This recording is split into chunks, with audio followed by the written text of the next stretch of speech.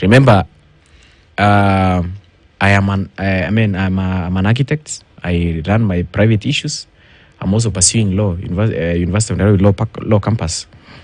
And from my own savings, kuchorea tu watu nyumba pole pole hapa na pale. Also well wishers, friends, sometimes even students contribute. Hii ndio pesa tunategemea kidogo kidogo kusaidia wanafunzi nayo. The body of people you work with, how many are they in total? Right now stands around 136. Those are officials. Around the country? Yeah, around the country. And who funds them? Well, comradeship, we don't really rely on payment. It is a call. It's voluntary. It is a call, just like the way God called Moses. Okay. If you are called to serve, you don't have really to ask for payment. Let me ask this question. Are members, say, for instance, of the Nairobi University Students' Union part of your well, not your cabinet, but yes, your administration? Sorry? Let's say, for example, Nairobi University has a students' union, or a students' body. Yes. Okay. Are they also members of? Are some of them members of your body? Well, each and every student, all from the nooks and crannies of this country, whether it is from whichever institution, provided you're a student and you're breathing, hata kama unafanya PhD you yourself, then you fall under me, you fall under KUSO. So apparently, there is independence in various institutions. Like university, like KU, we have KUSA, KU Students Association. University of Nairobi, we have UNSA. In Technical University, we have SATUK. All these, if you go to TUM, we have TUMSA. Just an example. All these institutions, they fall under KUSO. We have private universities; they have their own they have their own association. We have private universities; they have their own association. We have TVET institutions; they have their own association. We have various bodies representing students. All these institutions, they all converge at KUSO. We play a bigger role up there. You're like an umbrella body over all of these other organizations. Exactly. You know, I ask this. I'm looking at the workers' union. They have KOTU. All these bodies, whether it is metal fabricators to sisal weavers, they all fall under KOTU. Exactly.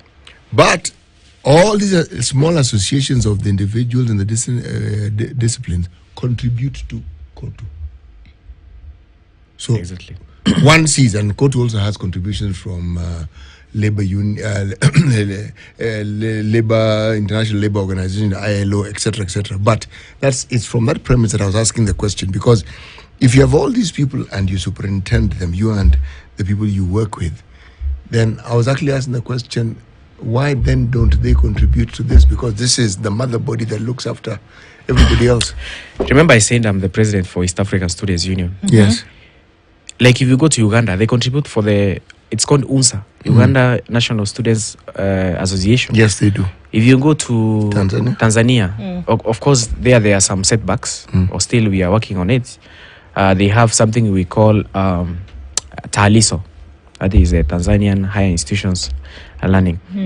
Now, all these countries, they rage. Kuna wale wenye wanaogopa wanafunzi, they can't accept them to collect funds. Why do you think in this country we don't have a very functional National Youth Council, NYC? And in some countries it's very effective, like Rwanda. Why? I think governments fear the youth.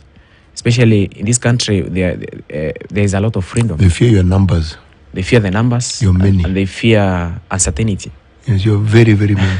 Yes. So all we do in KUSO is to free the minds. You don't really need a lot of money. You don't need funds for you to organize yourselves to come out there. And then you said something, of course. Our institutions, we have independent bodies like UNSA, like SATUK, like TUMSA. If we have a demonstration, let's say like tomorrow, if these funds that we are so much seeking, that is help, if they are not forthcoming, what will you do? We want to expect the institution student leaders from those institutions. They ought to organize internally for their institutions to picket. It's actually enshrined in the Constitution. It's very legal to picket peacefully We don't want really students caught all over, arrested, some of them being subjected to police brutality, all these things. We want a peaceful protest to see how they fight for their own rights. Trust me, there is no government that wants students on the streets daily. They will be able to release that funds. Remember, even when MPs were fighting for CDF, they protested, actually, from even the National Assembly. What did Treasury do? They release money out the suit. That is very immediately. So that is what we expect our students to do. It is their right, in fact. And actually, it is very shameful that we see Treasury delaying funds when, delaying such small amounts of money. In fact, normally when students are striking, they normally strike for something which doesn't go beyond 20 billion. That's very small money. So we are seeing how much money is being wasted by various politicians compared to what they are requesting, and they are very big number of students tuning to the more than 200,000 students that are there. Yeah. Let's look at a broader issue now, and one of those was the recommendations by the Presidential Working Party on education reforms when it came to them being able to finance a university education. And they split it then between what you would get in terms of a loan and a grant, or what you would get between a loan and then the other money that you were asked to go and get for yourself, right? And they split them into categories, as you know: vulnerable, needy, very needy, like that. And it went up the totem pole, as it were. I'd like to know what students generally feel about that, because we've seen reports, first of all, that there are certain students who then say this is expensive, especially when it comes to the loan aspect, that what you end up paying back as a result is even more expensive than what help would have been, and that it just doesn't, the categorization doesn't make sense for them. Of course, the findings of the Presidential Working Party in terms of the recommendations and implementation right now is being discussed, but that as a fundamental principle in terms of how education will be funded moving forward, is there general acceptance of this?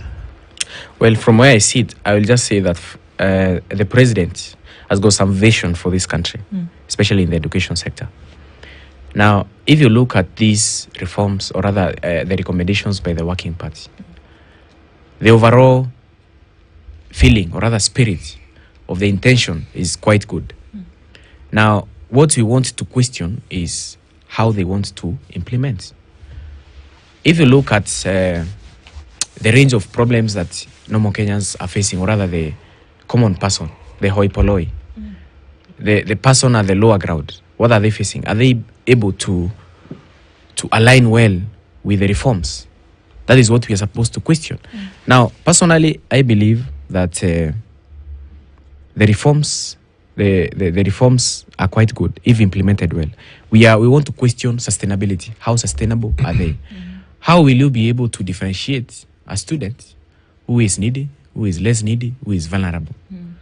In an institution, ukipatana na mwanafunzi amevaa suti, can you be able to tell that student is rich or comes from a rich background? Sometimes we have so many beggars in suits around. Hata kuna pastor wa village akona suti yake. Now, we want to see a scenario. There's something they are calling means testing instrument. We want to see how they can be able to perfectly locate that student who is extremely needy. Yeah. We have seen in various constituencies,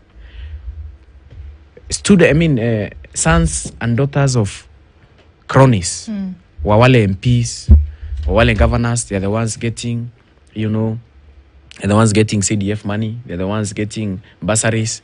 We don't want that to be replicated aspects of this funding model. We want to see how those students who are extremely struggling. And actually, I will allude to the fact that the president is saying their parents who are well able. It's true.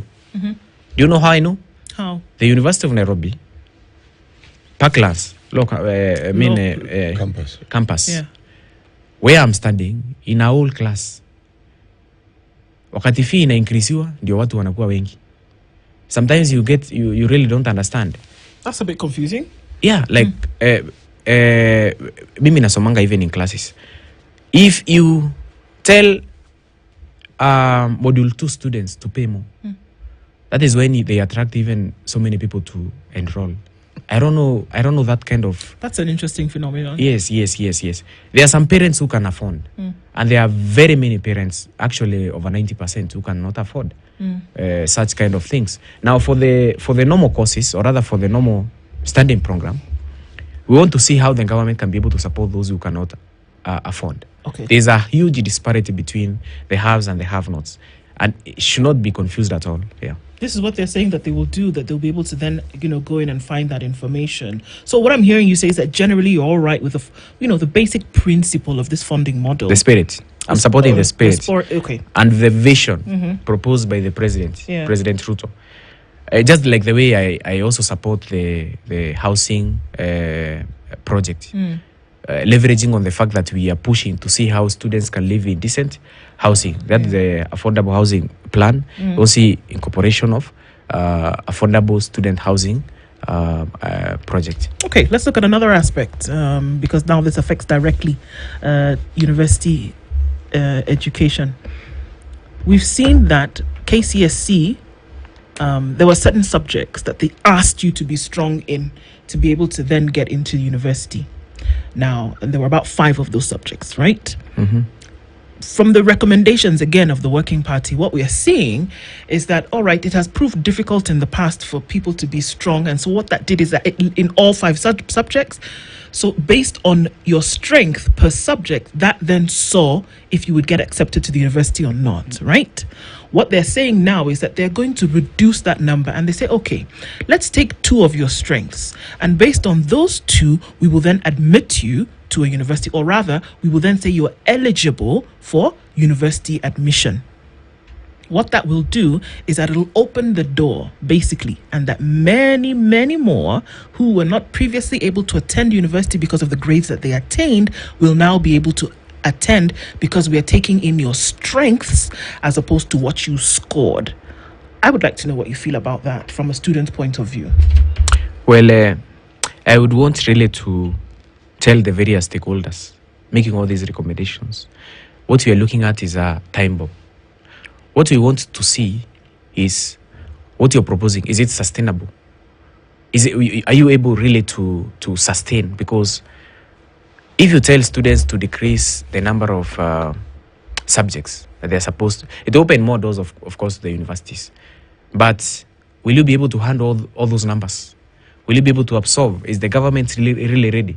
Because what we have been really proposing is to see how the government can be able to manufacture more, can be able to come up with more technical jobs, because they have been really supporting TVETs and technical institutions whereby we have plumbers, technicians, engineers, all these people.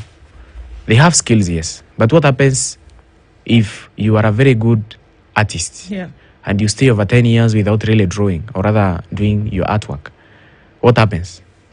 That means even the skill, dwindles, runs away from you. So what we are proposing is, even as we progress to see how the education sector can be made good, we are not supposed to gamble with the lives of Kenyans, or rather potentially would be good people, would contribute positively to the society. You know, one of the things that is always a problem is, what do you do with the youthful population? And we have such a population. How do you ensure that they have meaningful lives? Meaningful meaning they can get to be involved in the sort of courses that they find useful to themselves, and thereafter find meaningful engagement after school. So my question, you said from what the Working Party has presented, the implementation, what you're waiting for. Let me ask this question.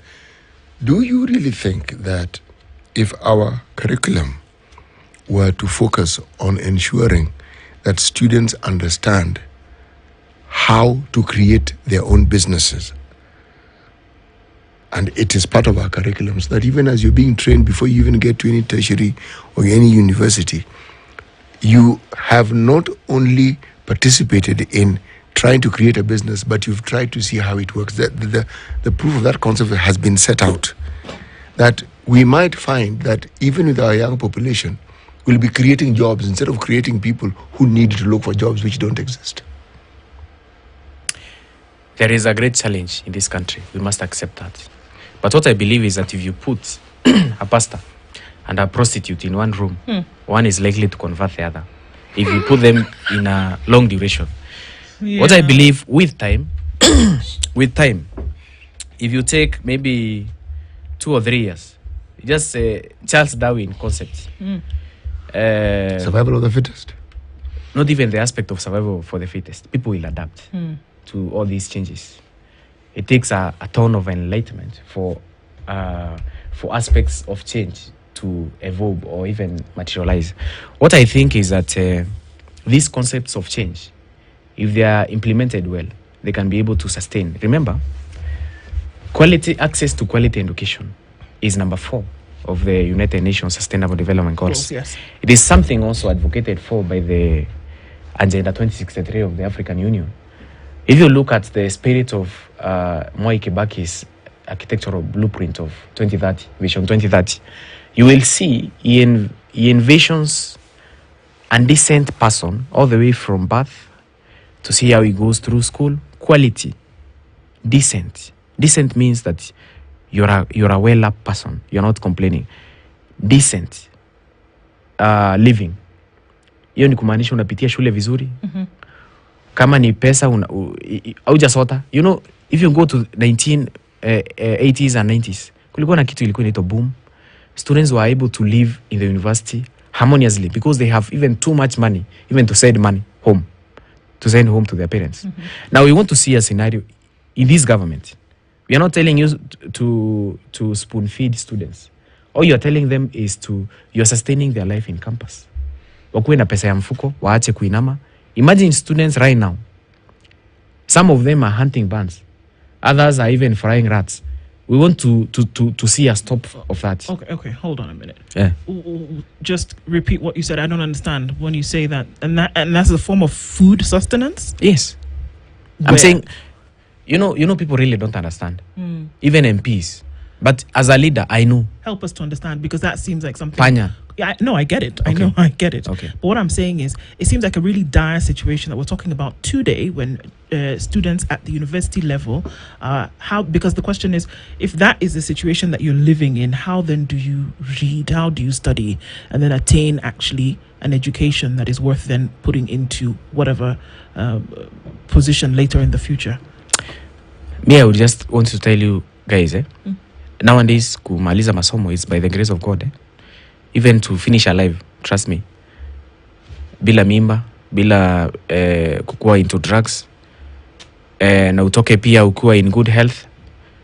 Maybe, actually, even nowadays, even sustaining a relationship in campus is something, out of the blues. It's not really, it requires some extra energy. I want to say there are some institutions in which are favorable. I won't say that all institutions are the same, or even course you are taking. Remember, right now we have module 1 and module 2. Yes. There's a disconnect of students who are doing well financially or who come from able backgrounds. And then there is also those who come from the have-nots, the hoi polloi, their children, their sons and daughters. They cannot afford anything. They cannot afford meals. They cannot. Generally, they just live by the grace of God. Unaomba kesho uamke, uende class. Imagine lecturers. I just wish you would just call some random lecturers who teach these common courses. They will tell you there's some students actually who come to class without eating nothing in the morning. And then in the afternoon, they come for another long lecture, having only taken water, which is free in the institutions. So, affording porridge. Now, institutions like University of Nairobi, we have been really asking the Vice Chancellor, even the one who was there previously, Professor Mbidi, to Professor Mbeche, now to Professor Kiama. We want to see how students can be allowed even to cook again in their hostels. In their hostels, because that is even more sustainable. That is more affordable. I was last week on Saturday. Last Saturday. Wanafunzi wengi walisema hawana hata nguvu ya kundemonstrate hiyo Tuesday. Nikasema I'm coming up with a program. Nikaweka hashtag ya Zakabench. Meaning that you can, it's a common name for affording a small meal. Yes. Which is? Call it cabbage. Zakabench. Zakabench wanaita hivyo. So, so I had to break down, and to break down the costs of affording a meal for a student to survive, and I came up with 105 shillings, Yes. which I sent actually to over 500 students. And even for information, wale wenye wakupata, I'm just using this to communicate to them. I will still do it. In fact, we'll be doing it weekly kwa wale wenye wanakuwa affected sana. Now, we had said that hiyo za cabbage, skuma ya 20 bob, inaweza kuwa skuma ama cabbage, nyanya ya 10, kitunguu ya 15, mayai ya 20, mafuta ya 10, unga ama rice approximately 30 bob a meal, because unaweza nunua ikiwa packet, which is totaling to 105 shillings. All you need there ni kiberiti na kerosene. And this can be done at school. That one can be done at school. But what happens if you are buying food at school? It's very expensive. Yes. Because ukienda pale mess, let's say KU,